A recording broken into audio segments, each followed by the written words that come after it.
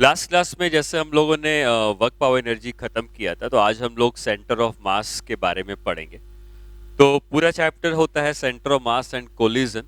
तो एक्चुअली हम लोग पहले सेंटर ऑफ मास क्या होता है, कैसे निकालते हैं, इसको सीखेंगे। उसके बाद हम ये सीखेंगे कि अगर मासेस आपस में कोलाइड कर रहे हैं, कोलिजन हो रहा है, तो उसमें फिर मोमेंटम कंजर्वेशन या इम्पल्स, ये सारी चीजें इसमें आती हैं। ठीक है, कितने तरह के कोलिजन्स होते हैं, elastic, in elastic, perfectly in elastic, और फिर कोलिजन के ठीक है, दो दो और ये हम कहते हैं कि हेड ऑन कोलिजन एक होता है, एक ऑब्लिक कोलिजन होता है। तो ये सारी चीजें हम लोग इस चैप्टर में पढ़ते हैं। तो स्टार्ट करते हैं सेंटर ऑफ मास से। तो सेंटर ऑफ मास होता क्या है?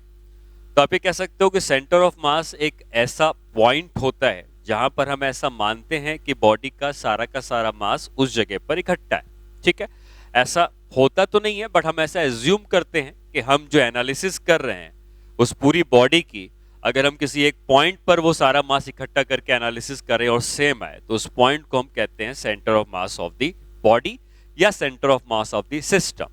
अब सिस्टम और बॉडी से क्या अंतर है? तो हो सकता है कि एक अकेली हमारे पास एक ब्लॉक हो या स्फेयर हो तो अकेला हो गया, या ऐसा हो सकता है कि हमारे पास एक स्फेयर और एक क्यूब हो जाए तो ये सिस्टम हो गया। और इसका सेंटर ऑफ मास हम कैसे निकालते हैं? ठीक है, तो पहले तो सेंटर ऑफ मास की डेफिनेशन क्या है। चैप्टर का नाम हम लिखते हैं पहले सेंटर ऑफ मास। ठीक है, तो सेंटर ऑफ मास जो है, इसको हम कैपिटल सी से रिप्रेजेंट करते हैं, और हम डिफाइन करते हैं कि it is the point at which we can assume that whole mass of the body or system is concentrated। ठीक है, अब एक चीज यहां पे, एक और चीज आ जाती है कि सेंटर ऑफ मास में और डिटेल में आगे बढ़ने के पहले एक और टर्म आता है, सेंटर ऑफ ग्रेविटी। तो दोनों में अंतर क्या है? तो सेंटर ऑफ मास, जैसे मैं कहूं कि एक रॉड है, यूनिफॉर्मली शेप की है, कहीं कोई बड़ा या छोटा पार्ट नहीं है, यूनिफॉर्म शेप की है, तो हम कह सकते हैं कि उसका सेंटर ऑफ मास एग्जैक्टली उसके सेंटर पे होगा।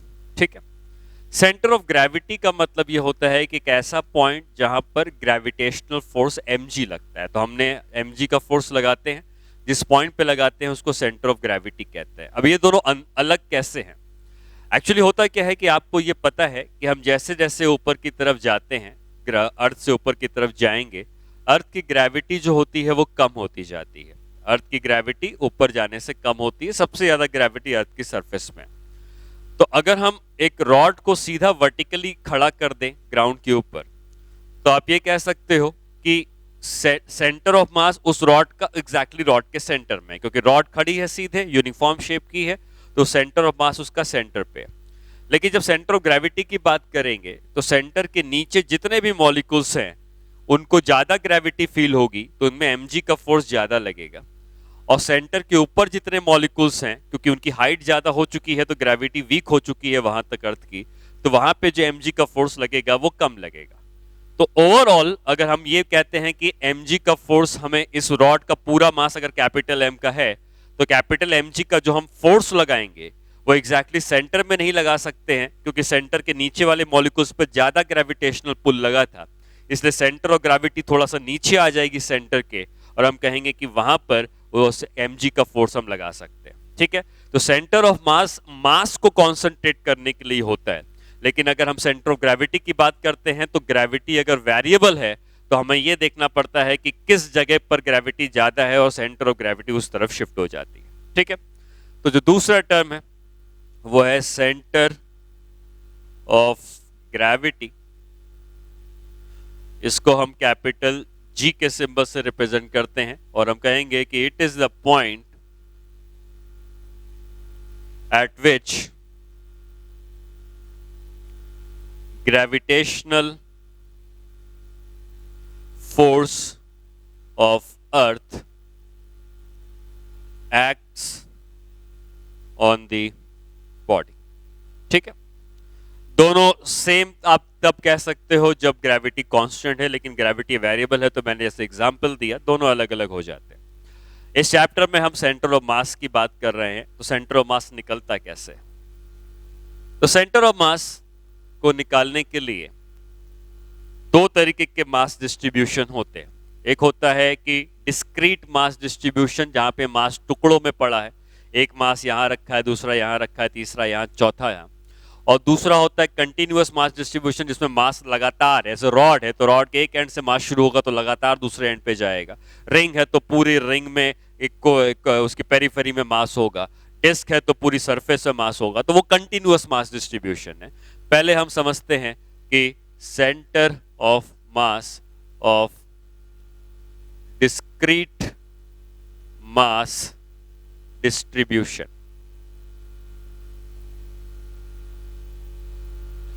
तो जब भी हमें सेंटर ऑफ मास को लोकेट करना होता है, तो हमें सेंटर ऑफ मास की पोजीशन फिक्स रहती है, लेकिन हम अगर किसी कोऑर्डिनेट एक्सिस के रेस्पेक्ट में उसको रिप्रेजेंट करते हैं, तो हमें एक ओरिजिन बनाना होता है या एक्सिस बनानी होती है। तो मान लो मैंने कहा कि ये एक वाई एक्सिस है और ये एक एक्स एक्सिस है। यहां पर एक मास रखा है जिसके मास की वैल्यू है m1, कोऑर्डिनेट है x1, y1। यहाँ पे दूसरा मास है f2, कोऑर्डिनेट है x2, y2। और यहाँ पे तीसरा मास है m3, कोऑर्डिनेट है x3, y3। अब ये तीन मास यहाँ पे रखे हुए हैं और हमें ये डिस्क्रीट मास डिस्ट्रीब्यूशन है, क्योंकि मास अलग अलग जगह पे रखे हैं, तो हो सकता है कि कहीं इनका सेंटर ऑफ मास यहाँ पे कहीं पे आए। तो सेंटर ऑफ मास जहां पर आएगा उसको मैं C लिख दूंगा, कोऑर्डिनेट लिखूंगा XCM YC। ठीक है। अच्छा, ये जो सेंटर ऑफ मास की पोजीशन है, ये तीन मास के लिए फिक्स रहेगी। अगर आप ओरिजिन को बदल दोगे तो इनके कोऑर्डिनेट्स बदल जाएंगे, सेंटर ऑफ मास का भी कोऑर्डिनेट बदल जाएगा, लेकिन पोजीशन यही रहेगी। तो जहां पे ओरिजिन सेलेक्ट करोगे उसके ओरिजिन के अकॉर्डिंग उसके कोऑर्डिनेट्स डिफाइन किए जाएंगे, लेकिन position of centre of mass इन तीनों की यहां पर है तो वहीं पर रहने वाली है। अब एक्स कोऑर्डिनेट सेंटर ऑफ मास का निकालने के लिए आपको यूज करना है formula m1x1 plus m2x2 plus m3x3। और भी मास होते तो उनको उस तरीके से जोड़ते जाते, और डेनोमिनेटर में आता है m1 plus m2 plus m3, और होते तो उसको जोड़ देते। ये xcm आ जाएगा सेंटर मास का x कोऑर्डिनेट। उसी तरीके से ycm निकालना है तो m1y1 plus m2y2 plus m3y3। Again in सबको जोड़ के total mass of the system m1 plus m2 plus m3 से डिवाइड कर देंगे तो हमको सेंटर मास की पोजीशन मिल जाएगी। ठीक है। तो सिंपल तरीका है, आपको जब भी कोई क्वेश्चन आता है सेंटर मास निकालने का, तो वो ये बताएगा कि आपको या तो ओरिजिन कहेगा कि इस ओरिजिन के रेस्पेक्ट में बताओ कहां पर है, या वो कहेगा कि उसकी पोजीशन लोकेट करो। एक ही बात है, आप कोऑर्डिनेट अपनी मर्जी से मान सकते हो। अब जैसे मान लो हमें सेंटर ऑफ मास निकालना है, क्वेश्चन हम लोग करते हैं। क्वेश्चन ये है कि यहाँ पे हमारे पास चार मासेस हैं और हम एक्सिस भी हमको आपको बना के दी गई है। तो ये वाई एक्सिस है, ये एक्स एक्सिस है। एक मास हमने यहां पे रख दिया है m का, दूसरा मास यहां रखा है 2m का, यहां पे तीसरा मास है और यहां पे चौथा मास है। यहां पे मास है 3m का और यहां पे मास है 4m का। आपको ये दिया है कि ये जो लेंथ है ये के बराबर है और आपको सेंटर ऑफ मास को लोकेट करना है। ठीक है। तो क्वेश्चन है find the position of centre of मास। तो सेंटर ऑफ मास की पोजीशन कहां पर है ये निकालने के लिए आपको सबसे पहले इन चारों मास के कोऑर्डिनेट्स लिखने होंगे। तो ये ओरिजिन है 0,0, ये लेंथ a की है तो इसका कोऑर्डिनेट a,0, ये लेंथ भी a की है तो इसका कोऑर्डिनेट 0,a, और ये a है और ये भी a है तो इसका कोऑर्डिनेट a,a। ठीक है। फिर हम जब XCM निकालेंगे तो हम लिखेंगे m1x1 मतलब m इंटू 0 प्लस m2x2 मतलब 2m into a plus m3x3 मतलब 3m into a plus m4x4 मतलब 4m into 0 divided by total मास।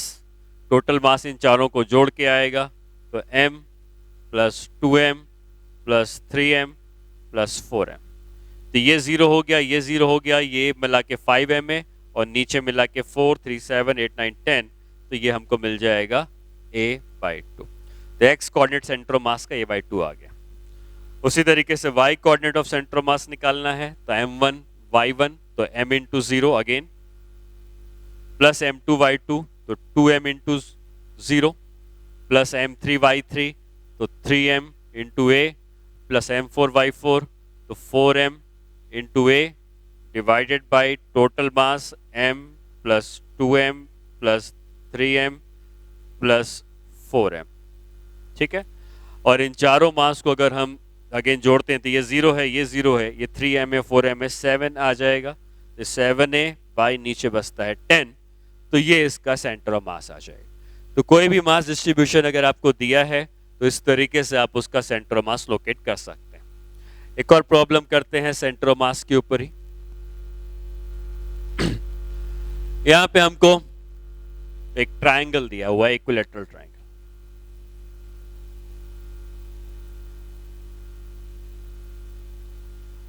और यहां पे हमने रखा है m का मास, यहां पे रखा है 2m का मास, यहां रखा है 3m का मास।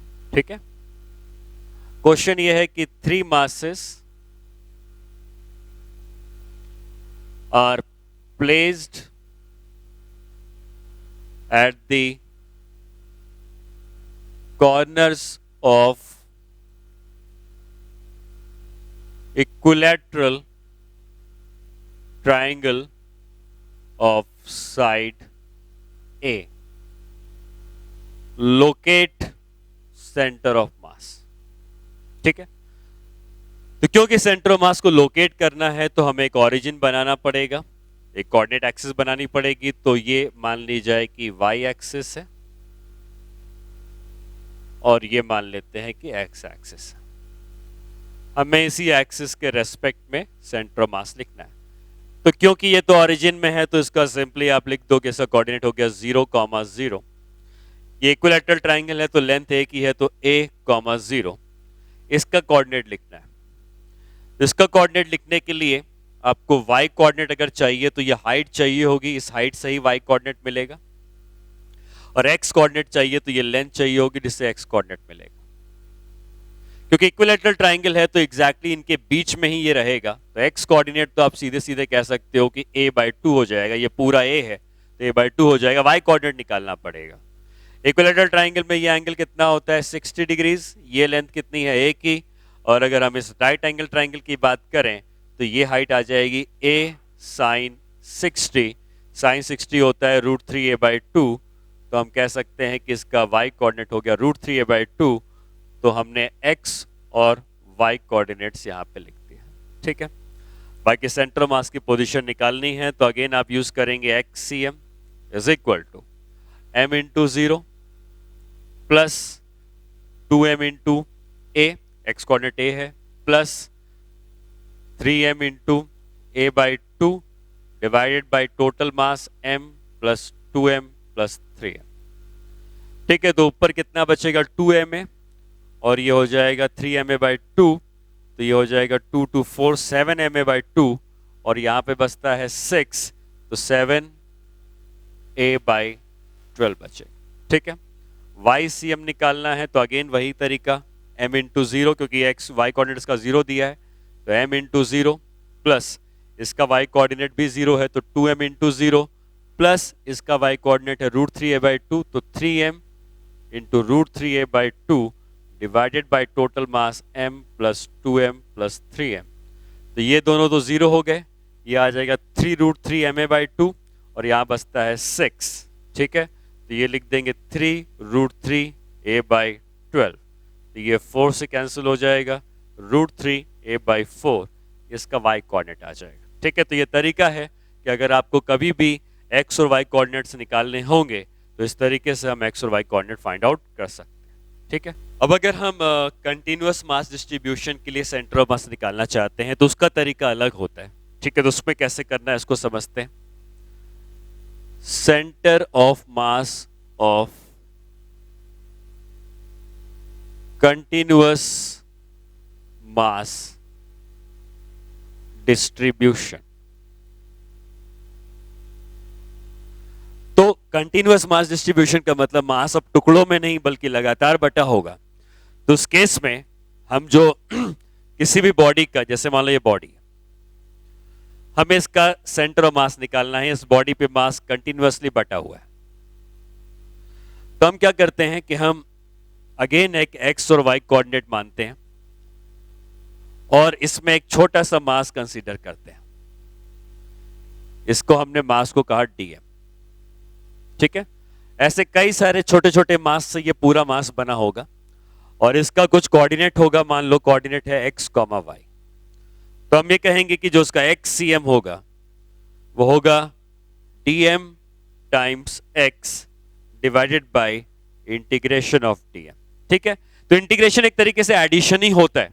तो एक्चुअली ये है m1x1 plus m2x2 plus m3x3 जो हम लोग डिस्क्रीट मास डिस्ट्रीब्यूशन के लिए कर रहे थे। लेकिन जब मास बहुत ही डिफरेंशियल होते हैं तो हम इसको इंटीग्रेशन में कन्वर्ट करते हैं, तो dmx upon integration of dm। ठीक है, नीचे dm का इंटीग्रेशन करेंगे तो ऑब्वियसली बॉडी का टोटल मास ही आएगा, और जब ycm निकालेंगे तो integration of dm y divided by integration of dm। तो इस तरीके से अगर मास कंटिन्यूअसली बटा होता है तो हम इसे इंटीग्रेशन की मदद से xcm और ycm फाइंड आउट करते हैं। जैसे मान लो आपसे कहा जाए कि हमें फाइंड आउट करना है centre of mass of rod. कोई रॉड दे दी जाए, उसका सेंटर ऑफ मास निकालना। तो ये एक रॉड है, हमें इसका सेंटर ऑफ मास लोकेट करना है। आपको पहले से पता है कि ये सेंटर में होता है। ऐसे ही मैं आपको बता दूंगा कि स्फीयर का, डिस्क का, आधी डिस्क का, आधे स्फीयर का कहां होता है, तो वो आप याद रख लोगे, बट हम तरीका सीख रहे हैं इसमें कैसे करना है। तो अगर इसका सेंटर ऑफ मास निकालना है तो हम क्या करेंगे कि यहां पे हम वाई एक्सिस मान लेते हैं और ये हमारी एक्स एक्सिस। रॉड की थिकनेस हम मान के चलेंगे कि नेग्लिजिबली स्मॉल है, तो हम कह सकते हैं रॉड अगर इसमें रखी हुई है तो इसके सेंटर ऑफ मास का सिर्फ एक्स कोऑर्डिनेट ही आएगा, सेंटर ऑफ मास का कोई वाई कोऑर्डिनेट नहीं आएगा, क्योंकि रॉड एक्स एक्सिस में रखी हुई है।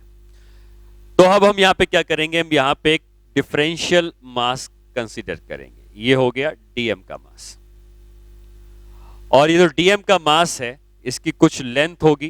तो ये लेंथ जो है यहां से यहां तक, इस लेंथ को हम कहते हैं dx। तो यहां पे dx की मैं लेंथ लिख देता हूं और मास जो है वो dm का। ठीक है, वही तरीका है, आपको dm का मास कंसीडर करना होता है, तो मैंने dm का मास कंसीडर किया है। लेकिन रॉड है तो इसकी कोई थिकनेस होगी, dx की मैंने लेंथ कंसीडर कर ली है, और ये जो दूरी है ओरिजिन से ये x के बराबर है। ठीक है, तो अगर इसकी दूरी x के बराबर है तो ऑब्वियसली इसका कोऑर्डिनेट क्या हो जाएगा, इसका कोऑर्डिनेट हम लिख सकते हैं x, 0। ठीक है, अब हमें xcm निकालना है, ycm नहीं निकालना है, तो हम लिखेंगे dm times x divided by integration of dm। ठीक है, अब dm कैसे निकलेगा, अगर इस रॉड का पूरा मास कैपिटल M है और पूरी लेंथ कैपिटल L है, तो हम कहेंगे कि अगर इसका मास dm है तो हम लोगों ने न्यूटन लॉज ऑफ मोशन में पढ़ा था कि dm by dx mass upon length का रेशियो वही होगा जो पूरी रॉड का मास और पूरी लेंथ का रेशियो होगा। ठीक है, तो यहां से हम क्या कह सकते हैं कि जो dm की वैल्यू होगी ये m by L time dx हो जाएगी, और अगर हम यहाँ पे रख दें तो ये हो जाएगा m by L dx x divided by integration of dm। तो आप ये समझे कि इंटीग्रेशन ऑफ dm मतलब ऐसे छोटे छोटे, ये dm का मास है तो छोटे छोटे dm का मास जोड़ेंगे तो पूरा मास आ जाएगा। ठीक है, तो m हो गया। अब ये आ जाएगा m बाई एल को कॉमन ले लेंगे, इंटीग्रेशन ऑफ x dx बचेगा और नीचे m बचेगा। अच्छा, ये जो x है ये शुरू कहां से हुआ है, तो सबसे पहला एलिमेंट यहां पर होगा जहां पे x की वैल्यू 0 होगी, और सबसे आखिरी एलिमेंट यहां पर होगा जहां पे x की वैल्यू l होगी। तो ये m और ये m तो कैंसिल हो गया, ये बचा है 1 बाई एल, ये वाला l, और इसका इंटीग्रेशन करेंगे तो x square by 2, limit put करेंगे तो l स्क्वायर बाई 2, एक l यहां से कैंसिल आउट हो जाएगा और बचेगा l बाई 2। इसका मतलब इस रॉड का सेंटर ऑफ मास यहां से l बाई 2 की दूरी पे होना चाहिए, और वो हमको पहले से पता था कि l बाई 2 की दूरी पे होना चाहिए, ये हमने निकाला है। जो फॉर्मूला आपको बताया उससे हम इसका सेंटर ऑफ मास लोकेट कर सकते हैं। ठीक है, तो इस तरीके से इस रॉड का centre of mass l by 2 की दूरी पर आता है। सिमिलरली अगर एक और हम इसमें केस कंसीडर करें और हम निकालना चाहते हैं centre of mass of semi circular ring, semi circular ring है। पूरी रिंग होती तो पूरी रिंग का सेंटर ऑफ मास के सेंटर में हो जाता, लेकिन आधी रिंग है, इस तरीके से हमको आधी रिंग दी गई, और अगर आधी रिंग दी गई है तो इसका सेंटर ऑफ मास हमको लोकेट करना है। ठीक है, किसी भी कॉम्पिटिटिव एग्जाम में कोई डेरिवेशन नहीं आता है, एप्लीकेशन आता है। तो मैं जो रिजल्ट निकाल के बता रहा हूं ये सिर्फ तुम्हारी नॉलेज के लिए है, बाकी आप इस रिजल्ट को याद रखोगे। आप बाय सिमेट्री कह सकते हो कि अगर मैंने यहां पर एक कोऑर्डिनेट एक्सिस ली होती, जिसमें मैं ये कहता कि ये y एक्सिस है और ये कहता कि मैं ये x एक्सिस है, तो बाय सिमेट्री आप देख के कह सकते हो, ये ओरिजिन है, कि y में जितना मास इधर है y में उतना मास इधर है। तो अगर आप ये सोचें कि सेंटर ऑफ मास की बात कर रहे हैं, तो y एक्सिस के राइट में जितना मास है, y एक्सिस के लेफ्ट में इतना मास है, तो इनका जो सेंटर ऑफ मास आएगा कहीं बीचों बीच आएगा, और अगर बीचों बीच आएगा तो x coordinate of centre of मास 0 होगा।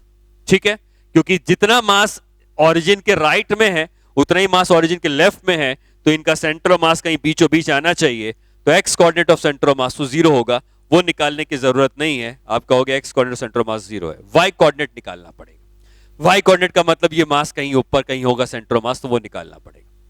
तो उसको फाइंड आउट करने के लिए अगेन हम यहां पर एक dm का मास कंसीडर करते हैं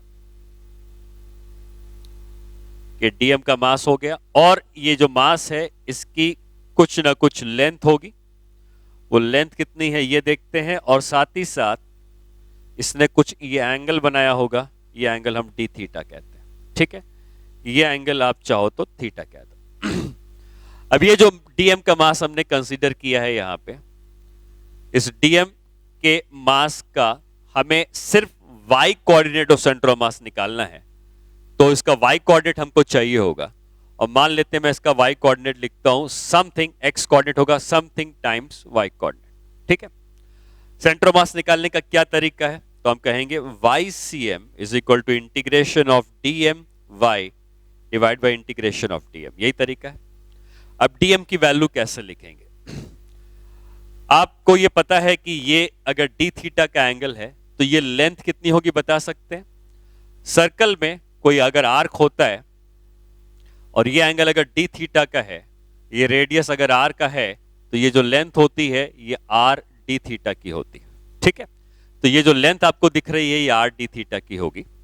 और फिर हम ये कह सकते हैं कि dm का मास डिवाइडेड बाई उसकी लेंथ, लेंथ कितनी है आर डी थीटा की। तो जैसे हमने रॉड के लिए कहा था dm बाई dx की लेंथ, यहाँ पे dm बाई उस एलिमेंट की length is equal to total mass of the ring, मान लो कैपिटल M का है, और total length of the ring कितना है। आप देख सकते हैं ये आधी रिंग है, अगर इसका रेडियस r है तो आधा सरकमफ्रेंस होता है पाई r, तो यहाँ पे पाई r लिख दोगे, जिससे कि dm की वैल्यू हो जाएगी m by pi into d theta, ये dm का मास हो गया। ठीक, इस dm के मास को यहां लिखने की जरूरत है।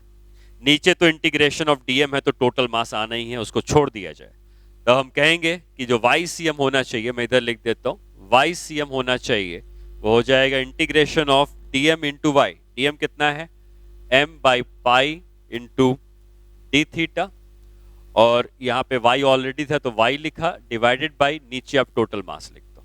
ठीक है, y कोऑर्डिनेट कितना है इस एलिमेंट का, ये निकालने के लिए आपको इसके हाइट की जरूरत पड़ेगी। ये हाइट हो गई, जितनी हाइट होगी यही y कोऑर्डिनेट है। ये कितना है रेडियस है, ये एंगल थीटा है, तो क्या इसकी हाइट हम लिख सकते हैं r sine theta. Right angle triangle आपको दिख रहा है तो हम हाइट कह सकते हैं r साइन थीटा, और जितनी हाइट होगी ये इसका y कोऑर्डिनेट होना चाहिए। तो अब यहां पे हम लिख देंगे m बाई पाई को बाहर निकाल लेंगे, इंटीग्रेशन ऑफ डी थीटा था ही, और y की जगह लिख देंगे r साइन थीटा, नीचे m था, ये m और m कैंसिल हो जाएगा, बचेगा 1 by pi integration of r भी बाहर निकाल लो यहां से, बचेगा साइन थीटा डी थीटा का इंटीग्रेशन। अब ये साइन थीटा के लिमिट्स पुट करना इंपॉर्टेंट है।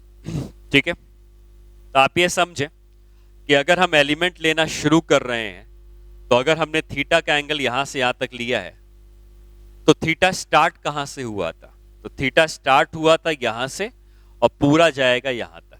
तो थीटा अगर स्टार्ट हुआ था यहां से, तो यहां पे थीटा कितना है, 0 है। और थीटा जाएगा कितना, लास्ट एलिमेंट यहां पे कहीं रखा है, तो थीटा जाएगा 180 डिग्री तक। तो हम थीटा की लिमिट पुट करेंगे 0 डिग्री टू 180 डिग्री। तो r by pi sine theta का इंटीग्रेशन होता है कितना, minus cos theta, limit 0 degree to 180 degree. यहां से माइनस को बाहर बुला लो, कॉस थीटा की लिमिट पुट करेंगे तो cos 180 degree minus cos 0 degree. ठीक है, कॉस 180 कितना होता है, -1 होता है। तो ये माइनस बाहर था ही, वो तो ऐसे ही रहेगा, ये हो जाएगा -1 माइनस कॉस 0 होता है 1, -1 माइनस में लगे -2 हो जाएगा, और माइनस माइनस यहां से कैंसिल हो जाएगा, और ये आ जाएगा 2r बाई पाई। यही रिजल्ट है। और ये रिजल्ट ये कहता है कि अगर आपके पास एक आधी रिंग है, सेमी सर्कुलर रिंग है। अब रिजल्ट क्या है, क्योंकि कोई भी कॉम्पिटिटिव एग्जाम में इसी रिजल्ट का ही एप्लीकेशन आना है। ठीक है, ये एक आधी रिंग है और हमें ये पता करना है कि इसका सेंटर ऑफ मास कहां पर है। तो अगर ये आधी रिंग का यहां पर कहीं पर सेंटर होता, पूरी रिंग होती तो कहीं ना कहीं सेंटर होता, तो इस सेंटर से अगर आप ऊपर जाते हैं, मैं इस पॉइंट को वो कह देता हूं, इस पॉइंट से अगर आप ऊपर जाते हैं, कितना ऊपर जाते हैं, जितना वाई कोऑर्डिनेट है, तो ये डिस्टेंस आया है 2r बाई पाई, यहीं पे इसका सेंटर ऑफ मास है। तो आधी रिंग के सेंटर से अगर आप 2r बाई पाई की दूरी ऊपर जाते हैं, तो वहां पे उसका सेंटर ऑफ मास एग्जिस्ट करता है, और ये रिजल्ट आपको याद रखना होगा। ठीक है, तो अब कैसे आया मैंने बता दिया, बट अगेन मैं कह रहा हूं कि इसका यूज नहीं है एज सच, इसका यूज सिर्फ इतना है कि आपको इसका रिजल्ट याद होना चाहिए। जो भी क्वेश्चंस आएंगे एग्जाम में वो इस रिजल्ट के ऊपर ही मैटर करते हैं। ठीक है, जैसे हमने सेमी सर्कुलर रिंग का सेंटर ऑफ मास निकाला और ये पता चला कि उसका जो सेंटर ऑफ मास होता है वो रिंग, जो सेमी सर्कुलर रिंग होती है उसके सेंटर से 2r बाई पाई की हाइट पे ऊपर होता है। उसी तरीके से अगर हमें centre of mass of disc निकालना होगा, तो अब हम इसके डेरिवेशन में नहीं जा रहे हैं, मैं आपको डायरेक्टली रिजल्ट बताऊंगा कि अगर ये डिस्क है, सेमी सर्कुलर डिस्क है, और आप इसका सेंटर ऑफ मास निकालना चाहते हैं, तो वो सेंटर ऑफ मास यहां से कुछ हाइट पर ऊपर होता है। ठीक है, और ये जो हाइट होती है ये होती है 4r बाई 3 पाई। ठीक है, इतनी हाइट पर इसका सेंटर ऑफ मास आता है। किसका, centre of mass of disc नहीं, I am sorry, semi circular disc.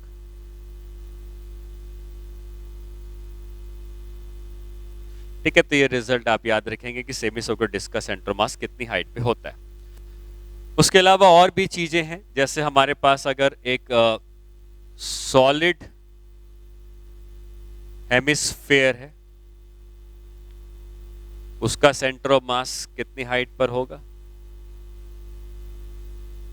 Solid hemisphere का मतलब ये पूरा सॉलिड रहेगा। ठीक है, तो ऑब्वियसली इसका सेंटर ऑफ मास सेंटर से किसी हाइट पे होगा, और जो हाइट होती है वो होती है 3r बाई 8। ठीक है, तो ये रिजल्ट आपको याद रखना है। उसी तरीके से अगर आपके पास एक हॉलो हेमिस्फेयर होगा,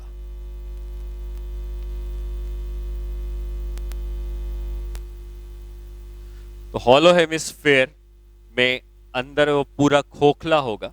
ठीक है, और इसका जो सेंटर ऑफ मास होता है, ये अगर इसका रेडियस r है तो r बाई 2 की हाइट में होता है। तो ये सिंपल है, रेडियस r है तो r बाई 2 की हाइट में इसका सेंटर ऑफ मास लिख सकते हो। ठीक है, अगला हम लोग सीखेंगे सॉलिड कोन और hollow cone. Centre of mass of solid कोन, तो जो सॉलिड कोन होता है ये अंदर पूरा सॉलिड रहेगा, और अगर इसकी हाइट h के बराबर है, तो जो इसका सेंटर ऑफ मास होता है ये h बाई 4 की हाइट में होता है। ठीक है, और अगला आता है हॉलो कोन।